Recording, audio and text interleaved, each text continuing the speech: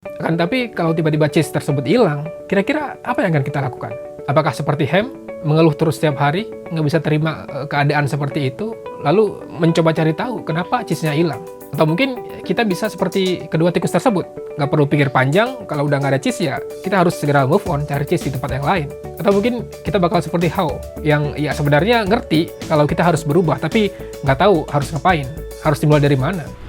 Halo semua, gua Nasrul, welcome to my YouTube channel. Di channel ini gua akan banyak membahas buku-buku menarik seputar pengembangan diri, sejarah, dan juga ilmu pengetahuan. So, buat kalian yang nggak suka baca buku atau mungkin kalian yang nggak ada waktu buat baca buku, langsung aja subscribe. Di video kali ini gua akan bahas salah satu buku yang menjadi bestseller juga di seluruh dunia. Terjual lebih dari 28 juta dari sejak pertama kali diterbitkan sekitar 20 tahun yang lalu. Buku ini ditujukan untuk kalian yang susah untuk berubah atau kalian yang nggak mau move on. Tanpa panjang lebar, langsung aja kita mulai.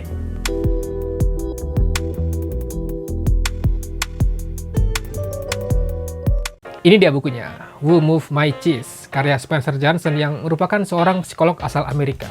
Buku ini termasuk bacaan yang ringan, tapi isinya berbobot banget.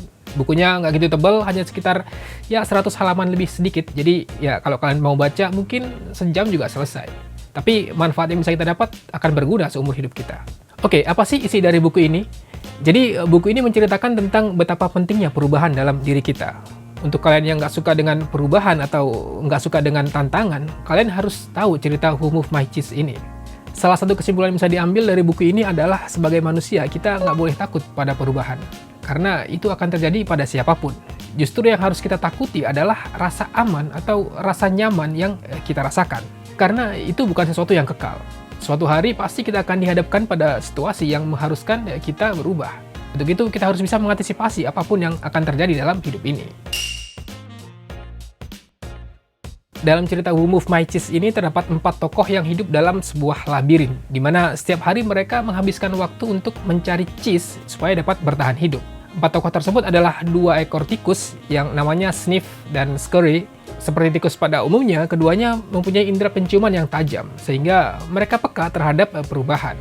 Meskipun sebenarnya mereka nggak pinter-pinter amat, tapi justru karena mereka nggak pinter, ketika terjadi sesuatu, mereka bisa cepat bergerak, nggak kebanyakan mikir. Lalu selain Sniff dan Scurry, ada juga 2 kurcaci atau manusia kerdil yang gedenya kurang lebih sama dengan kedua tikus tersebut. Kurcaci di sini gerak-gerik dan tindakannya sama seperti manusia pada umumnya. Mereka berdua adalah Ham dan How. Sifat kedua kurcaci tersebut, yang pertama Ham, dia tipe orang yang nggak mau melakukan perubahan, apalagi kalau udah merasa nyaman. Kemudian How, dia mengerti tentang pentingnya perubahan, tapi dia susah untuk menjalaninya. Dan berbeda dengan kedua tikus tadi, Ham dan How di sini mereka sebenarnya pintar.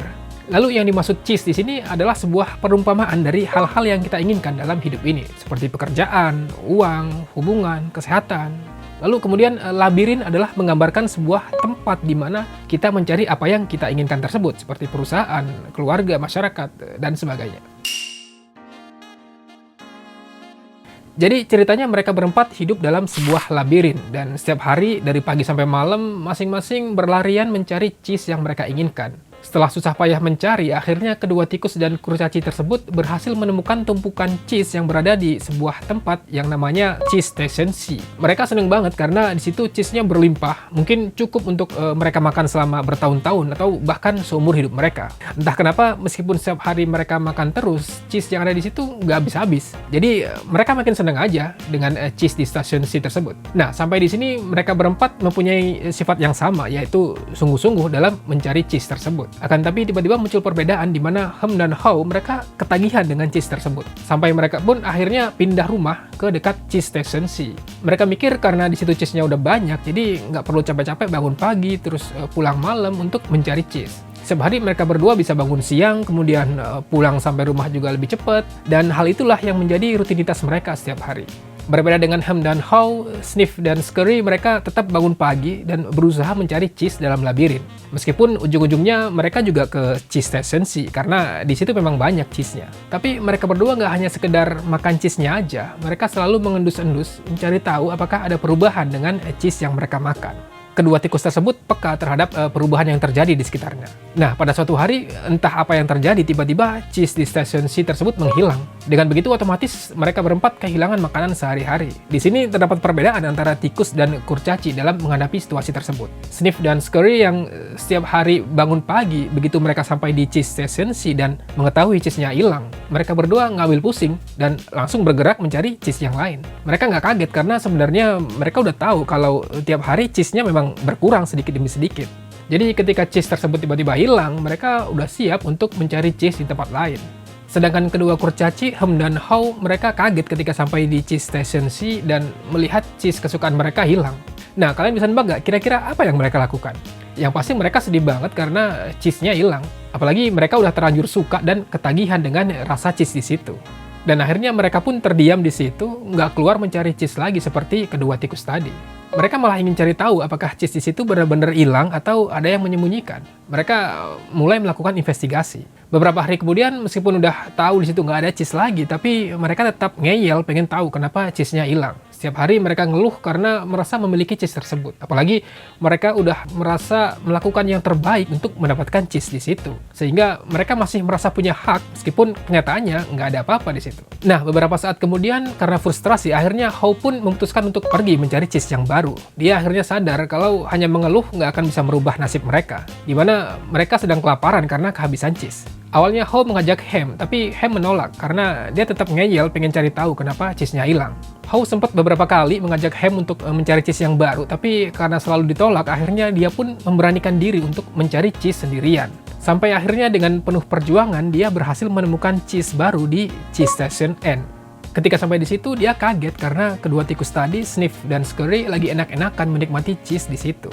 Akhirnya mereka bertiga berhasil menikmati cheese di stasiun N, yang jumlahnya jauh lebih banyak dari stasiun C. Dan di akhir cerita, kita nggak tahu gimana nasib Hem. Apakah dia berhasil mencari cheese baru atau mungkin dia mati kelaparan di cheese station C. Nah, itu adalah cerita singkat yang ada di buku Who Moved My Cheese ini. Buat kalian para pekerja kantoran mungkin bisa langsung membayangin kondisi sekitar kalian. Karena situasinya nggak jauh berbeda. Mungkin kita taunya perusahaan punya banyak cheese, dan setiap hari kita kerja untuk mendapatkan cheese tersebut. Beberapa tahun kerja, ternyata cheese-nya nggak habis-habis, ada terus. Lama-kelamaan membuat kita ketagihan dan merasa memiliki cheese di perusahaan tersebut. Bahkan mungkin ada yang mikir kalau wajar kita bisa menikmati cheese di situ, karena kita udah banyak berjuang dan memberikan kontribusi demi perusahaan.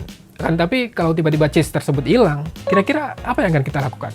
Apakah seperti Hem, mengeluh terus setiap hari, nggak bisa terima keadaan seperti itu, lalu mencoba cari tahu kenapa cheese-nya hilang? Dia hanya fokus pada masalah, bukan pada solusi. Atau mungkin kita bisa seperti kedua tikus tersebut, nggak perlu pikir panjang, kalau udah nggak ada cheese ya, kita harus segera move on, cari cheese di tempat yang lain. Atau mungkin kita bakal seperti How, yang ya sebenarnya ngerti kalau kita harus berubah, tapi nggak tahu harus ngapain, harus dimulai dari mana. Meskipun akhirnya ya dia memberanikan diri untuk bergerak dan mencari cheese di tempat lain. Tapi ya dia udah kehilangan banyak waktunya.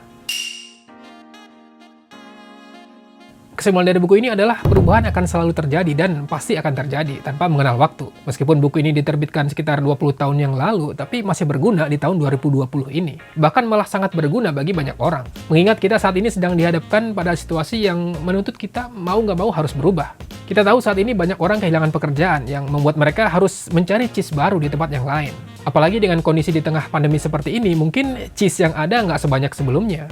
Misalnya ketika demand bisnis A sekarang lagi menurun, mungkin kita harus bisa mencari cheese baru di bisnis B, bisnis C, atau mungkin D. Yang mana itu merupakan sesuatu yang baru bagi kita. Karena selama ini kita mencari cheese hanya dalam bisnis A misalnya. Sama seperti gue sekarang, mulai channel YouTube ini bagi gue adalah salah satu bentuk perubahan. Sebelumnya, gue nggak pernah ngomong depan kamera seperti ini. Gue juga bukan orang yang banyak ngomong memang. Malah lebih suka diam baca buku. Tapi ya, gue harus berubah dan mengantisipasi perubahan yang ada. Toh meskipun misalnya YouTube gue nggak ada yang nonton, mungkin ya gue nanti akan jadi terbiasa ngomong di depan kamera. Dan gue juga mungkin akan jadi jago edit video misalnya. Tetap akan ada hal positif di balik semuanya. Jadi nggak akan sia-sia juga sebenarnya. Makanya gue mutusin untuk challenge diri gue melalui channel YouTube ini. Nah, sekarang kalau di antara kalian ada yang udah nggak punya cheese, atau cheese di kantor udah mau habis, atau mungkin udah mulai membusuk, gue rasa kalian nggak perlu banyak mikir. Cepat bergerak mencari cheese yang baru. Oke, sampai di sini cerita mengenai Who Moved My Cheese ini. Kalau kalian penasaran pengen baca sendiri, langsung aja beli bukunya. Terima kasih banyak buat kalian yang udah nonton dari awal sampai akhir. Kalau kalian suka dengan konten seperti ini, jangan lupa untuk subscribe buat yang belum. Kemudian tekan tombol like dan share juga ke teman-teman kalian. Kalau ada kritik dan saran atau mungkin request, boleh silahkan tulis di kolom komentar di bawah. Sampai ketemu lagi di video berikutnya. Sampai jumpa.